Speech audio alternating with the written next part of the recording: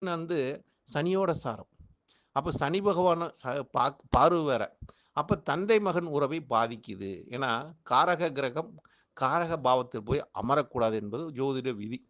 அப்ப இங்க ஒரு காரகத்தை குடுக்க தந்தை காரகம் என்று சொல்லக்கூடிய சூரிய பகவானும், தந்தை ஸ்தானத்துக்கு உண்ட கிரகம் செவ்வாய் பகவானும் இங்க பரிவர்த்தனையாவது ஒரு சிறப்பு அப்படின்னு பார்த்தா, இந்த ஜாதகர் பிறந்ததுக்கு அப்புறம் தந்தையாருக்கு கௌரவத்துக்கு பங்கம்.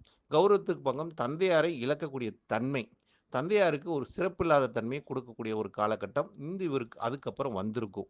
அப்படிங்கிற ஒரு நிலைப்பாட்டை நம்ம எடுத்துக்கலாம். ஜாதகர் பிறந்ததுக்கப்புறம் தந்தையாருக்கு ஒரு இந்த நிலைப்பாட்டை குடுக்கும். ஏன்னா இது நல்ல பரிவர்த்தனையா?